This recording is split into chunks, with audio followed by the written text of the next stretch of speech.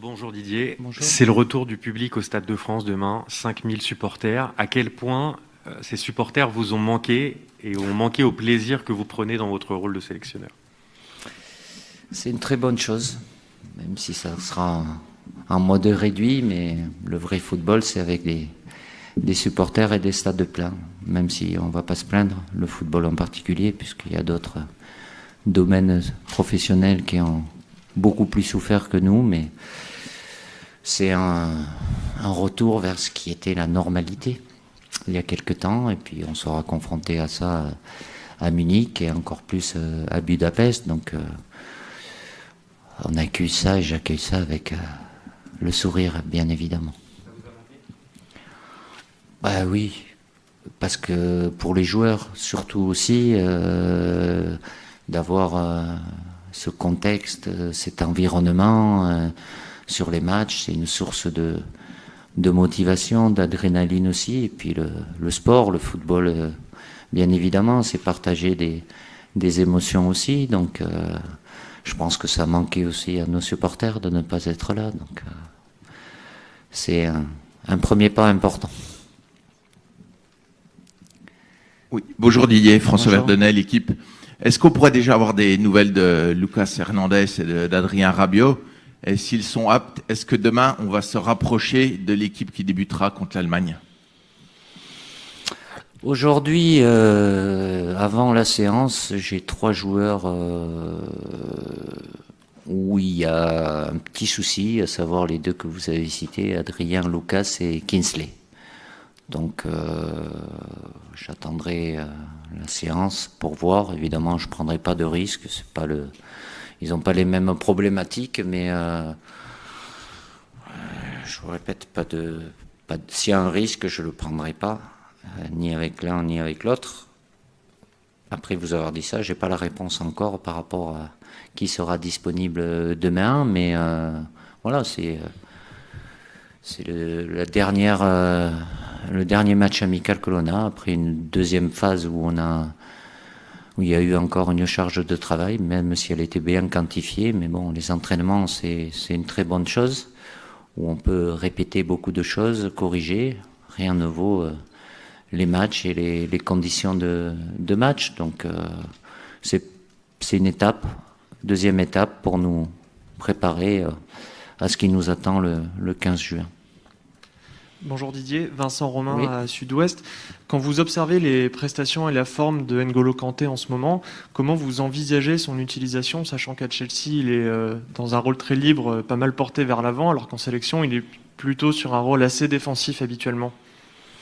Écoutez, avec nous, il n'a pas joué le premier match, donc avec Chelsea, il a fait des performances de très très haut niveau. Donc on a fait en sorte, depuis son arrivée, à aménager son programme, parce qu'il avait un léger petit souci, mais pas bien méchant. Lui, il n'a pas de souci athlétique, de travail spécifique, c'était plus de la récupération, donc il sera là demain. N'Ji est capable de jouer à tous les postes du milieu de terrain, tout dépend des systèmes. Avec Chelsea aussi, il a joué à différents postes dans différents systèmes. Sincèrement, il n'y a aucun problème par rapport à ça, juste des ajustements à faire en ce qui le concerne et les joueurs qui sont autour de lui aussi. Donc je ne vais pas le brimer. Il est très bon dans la phase de récupération, il est très bon dans la phase de transition. Il est, je ne veux pas dire très bon, c'est pas un très bon finisseur, mais il est capable de se projeter aussi. Donc il aura cette liberté-là, évidemment, en tenant compte des joueurs qui sont autour de lui et des compensations qu'il faudra faire. Bonjour Didier. Oui, Guillaume Loisy du Figaro. Est-ce que vous pouvez nous expliquer l'importance du rôle des latéraux dans le 4-4 de Losange? Est-ce que vous demandez spécifiquement à vos joueurs? C'est pas spécifique au 4-4 de Losange parce qu'il y a une position de départ, mais comme c'est arrivé fréquemment sur le premier match contre le Pays de Galles, les 3 joueurs positionnés offensivement, ils sont amenés régulièrement à occuper la largeur aussi. Donc les latéraux ont toujours la liberté de pouvoir être des solutions offensives. Après, tout dépend s'il y a un attaquant, un milieu qui est devant eux, mais j'ai jamais freiné les latéraux. Ça fait partie de l'animation offensive. Après, il y a un équilibre à avoir de par les joueurs qui sont positionnés offensivement. Mais avant tout, en latéral, pour moi, malgré tout, c'est quand même, il appartient à une ligne. Il est d'abord défenseur. On a toujours tendance, mais c'est pas de ces derniers temps, à juger en latéral sur les buts qu'il marque ou les passes décisives. Certes, c'est une partie importante, mais c'est pas au détriment de la phase et du rôle qui est le sien au départ, à savoir être un défenseur. Non, je suis juste devant mademoiselle, s'il vous plaît. Merci. Bonjour Didier, Bonjour. je ma ville les DNA. Olivier Giroud nous disait hier qu'il n'y avait pas encore eu de discussion avec vous, peut-être sur le rôle que vous attendiez de lui à l'Euro. On sait qu'il y a une nouvelle concurrence qui s'est peut-être installée. Il vous a pas dit la vérité alors. J'ai discuté avec Olivier. Je sais pas quand vous l'avez vu, mais. C'est pas tout à fait ça, en fait. Ah bon. Il n'a pas dit que vous n'aviez pas discuté, il a dit que vous n'aviez pas discuté du rôle précis qui sera amené à jouer. Et voilà, est-ce que c'est quelque chose, une discussion que vous allez être amené à avoir avec lui avant l'Euro, et dans le système que vous avez employé face au Pays de Galles, est-ce que vous imaginez justement Olivier Giroud pouvoir s'insérer dans ce fameux trio offensif tel qu'il était disposé à Nice? Bah écoutez, sur la deuxième question, vous avez déjà la réponse, parce qu'en septembre-octobre, j'ai déjà joué avec un triangle, même s'il n'était pas forcément avec 4, je l'ai fait à 4 et je l'ai fait avec une défense à 3. Mais j'avais le même triangle, donc offensif, donc vous avez la réponse. Après, le rôle, il est là, j'ai parlé de différentes choses avec lui. Il est dans un groupe de 26, il a envie d'être important, comme tous. On va se rapprocher. Déjà demain,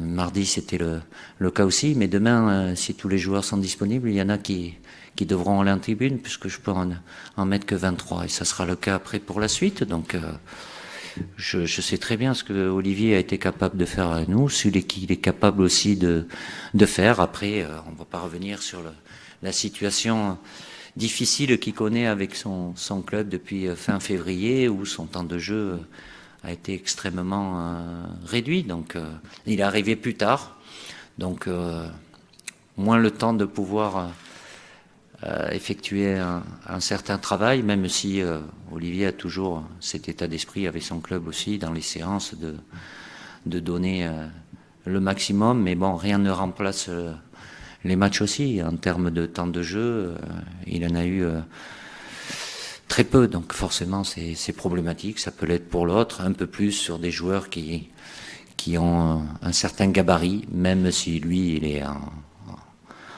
en top forme et il est habitué à ça. Donc il est dans un groupe, il est là. C'est ce que je dis. Je le répète à tous de temps en temps. Je continuerai à le rappeler. Vous êtes là et vous êtes 26. Avec ça, j'ai presque tout dit. Bonjour Didier, Anne-Laure Oui. Salvatico pour InfoSport Plus, Canal+. Pour revenir juste sur N'Golo Kanté, vous l'avez dit, il a eu un programme aménagé pour récupérer.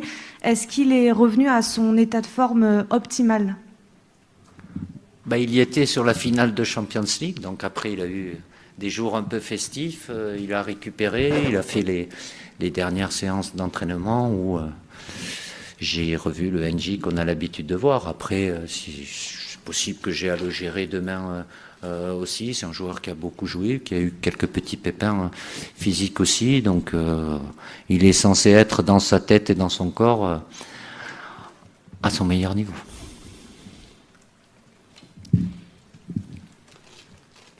Non, il veut pas. Frédéric Goyard du Parisien. Juste devant vous, c'est monsieur. devant. Bonjour Didier. Oui. J'imagine que vous avez vu ce qui est arrivé à Busquets avec la sélection espagnole. Est-ce que vous trouvez déjà que c'est une bonne règle d'éventuellement priver un joueur de compétition, surtout un joueur avec cette carrière? Et on voit que la sélection espagnole est... C'est pas le cas. Aujourd'hui, c'est pas le cas. Et on voit que la sélection espagnole est en quarantaine. Est-ce que c'est quelque chose qui est normal? C'est pareil, on ne comprend pas très bien quelles sont les règles en la matière. C'est moi qui vais vous les expliquer. Merci la patate chaude. Écoutez, il y avait un truc, comme j'ai été amené à le dire, si un positif, c'est décision radicale. En fait, c'est pas tout à fait ça. Bon, tout dépend quand ça arrive. Après, ça dépend de chaque protocole sanitaire de chaque pays. Aujourd'hui, il y a eu 2 autres cas avec un joueur néerlandais, lui, mais qui apparemment avait des symptômes, mais je ne suis pas. Donc lui, il a été écarté. Il y a un joueur écossais qui, lui, a été maintenu avec d'autres joueurs, 6, si je ne dis pas de bêtises, qui ont été considérés comme cas contact, donc à l'isolement. Après, c'est 7, c'est 10, il faut 2 tests PCR négatifs. Ça dépend des ARS de chaque pays, mais et Busquets n'a pas été renvoyé. Ils ont leur premier match, je crois, le 14. Après, c'est définir les cas contacts. Je ne suis pas à la place des Espagnols s'ils ont estimé que tout le monde était cas contact et qu'ils prennent des mesures sanitaires. Écoutez, ce que je peux vous dire, c'est des situations compliquées à gérer. On s'est retrouvé un peu dans ce cas-là, nous, même si ça remonte avec le Kylian Mbappé qui était positif. Définir les cas contacts, c'est qui ceux qui sont à côté de lui à table, ceux qui sont à côté de lui au vestiaire, ou c'est tout le monde. Là, c'est un peu flou. D'où, s'il y avait besoin, mais il n'y avait pas la nécessité de se dire que malgré tout, le risque est là. Et même si on fait tout, ben on n'est pas à l'abri. Et d'autant plus que l'Espagne a joué contre un adversaire, le Portugal. D'où ça vient, les risques qu'il peut avoir. Ce que je suis sûr, c'est que je me mets un instant à la place de Luis Enrique. Ça doit pas être facile pour lui et qu'il doit être en attente des futurs tests PCR pour espérer qu'il n'y ait pas d'autres joueurs dans la même situation. Je ne sais pas si j'ai été clair, mais bon. Bonjour. Oui. Bonjour, Monsieur Deschamps. Rafa Vargas de Mediaset Espagne. Ouais. Je vais tenter de m'exprimer en français. Est-ce que vous êtes inquiète pour toutes les informations autour de l'avenir de Kylian Mbappé, s'il va laisser le PSG, si toutes ces informations peuvent nuire ou faire mal les performances de Kylian et de l'équipe de France dans cet Euro? Non, après, ça fait partie de tout ce qui se passe à l'extérieur. Kylian a été clair là-dessus. Il est là, il sait pourquoi il est là. Il est avec l'équipe de France. Il aura une décision à prendre. Il la prendra quand bon lui semble. Pour le moment, il est toujours sur contrat avec le PSG et censé y être l'année prochaine. Après, ce qui peut se passer, je ne sais pas s'il maîtrise totalement, mais en tout cas, il est dans la tranquillité et la sérénité avec nous. Et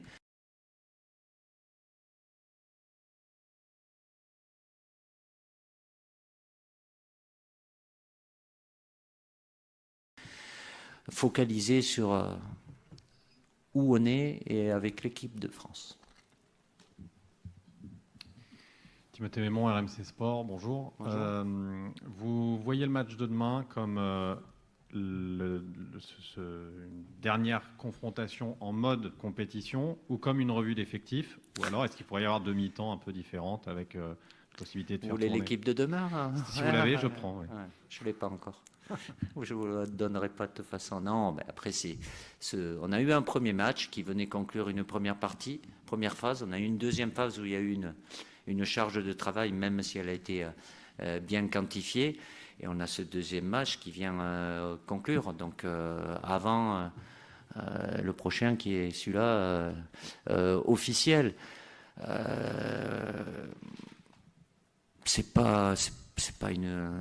Ça peut pas être une revue d'effectifs, mais si j'ai aménagé, j'ai toujours les 6 changements possibles pour différentes raisons, comme j'ai eu à le faire sur le premier match. Après, il peut y avoir des impondérables. Donc, on a eu un premier match où malheureusement, du fait de l'exclusion du joueur gallois, on a été très peu mis en difficulté. Parce que c'est bien d'être dans la difficulté. Heureusement, j'ai un groupe tellement de qualité qu'à travers les séances d'entraînement, vous en voyez certaines, mais vous ne les voyez pas toutes, il y a de la difficulté. Donc ça amène après à revoir, à en parler avec les joueurs, à corriger, modifier s'il y a besoin certaines choses. Donc demain, il y aura cette équipe bulgare, ben, elle va avoir du répondant. Donc c'est répéter. Nous aussi, il y a toujours des choses à améliorer, la relation technique, bien évidemment, complémentarité des déplacements, replacement défensif, comme ça a été le cas jusqu'à que le Pays de Galles soit 11. Après, forcément, c'était plus une attaque-défense, donc ça nous a permis de plus travailler ou répéter l'animation offensive, mais la deuxième partie, vu qu'on n'a pas été en difficulté, il n'y a pas eu d'analyse possible sur cet aspect-là. On va prendre encore 3 questions. Bonjour, Léo Schmitt de la Nouvelle République. Oui. Pourquoi justement avoir fait le choix de la Bulgarie? En quoi, à une semaine de l'Euro, ça représente un bon test? Vous avez parlé de répondants notamment. Oui, mais au-delà du fait c'est bien beau de vouloir X, Y ou Z. Après, je vous l'ai déjà dit, toutes les équipes, il y en a peu qui sont disponibles. Non pas qu'on les a pris par défaut. Après, on voit ce qui peut être. Le Pays de Galles et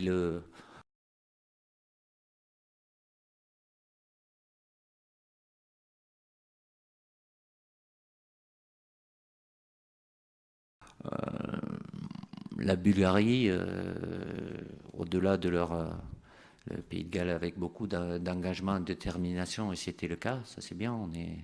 Les Bulgares ont ça aussi. Après, c'est le système dans lequel ils évoluent habituellement, même s'ils sont capables de changer. Mais le fait de jouer avec une défense à 3 ou à 5, c'est probable qu'on ait ça aussi le 15 contre l'Allemagne, avec d'autres joueurs, bien évidemment, mais de ce côté-là, c'est plutôt une bonne chose. Bonsoir Didier, Jérémy Talbot pour l'AFP. On a vu effectivement à l'entraînement des oppositions assez relevées avec les équipes de remplaçants, on va dire, qui pouvaient gagner les matchs notamment. Est-ce que avec beaucoup de changements aussi. Parfois, oui, souvent. Est-ce que c'est pas justement lors de ces préparations-là, à Clairefontaine, que vous pouvez avoir le plus d'indications sur la force collective de votre groupe? Oui et non. C'est la vérité, c'est le match. Après, j'ai bien conscience aussi, à travers les entraînements, quand ça se situe au milieu, enfin, qu'il peut avoir de la fatigue, plusieurs changements, mais il y a des situations, tous les entraînements sont filmés, je les revois, dans les séquences, je peux après en rediscuter avec les joueurs concernés, mais c'est plutôt une bonne chose. J'ai un groupe dans l'ensemble, ils savent bien qu'ils sont 26, et je vous l'ai dit avant, donc il y a du répondant, chasuble, pas chasuble, voilà, ils sont en fond, et tant mieux. Mais c'est vrai que, de par ce qu'on n'a pas eu sur le premier match, les difficultés sont plus nombreuses à l'entraînement. Tant mieux. Donc c'est des situations, après même sur le terrain, où quand vous êtes là, vous êtes présent, j'évite.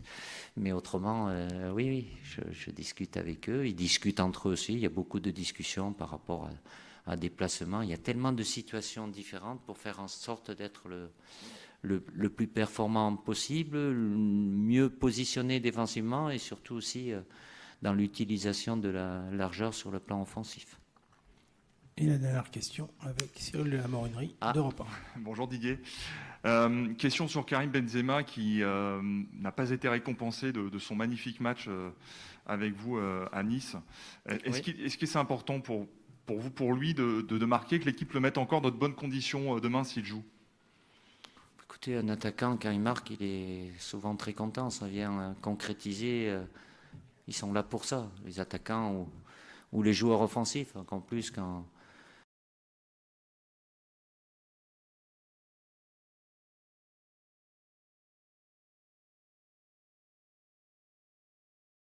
un attaquant qui est avant-centre, mais ça peut arriver, ça a pu arriver. À Karim, il y a bien longtemps, pendant une longue période, où Olivier Giroud aussi, même s'il n'a pas marqué, de pouvoir être important dans l'animation offensive. Mais bon, c'est leur enlever ce qui fait...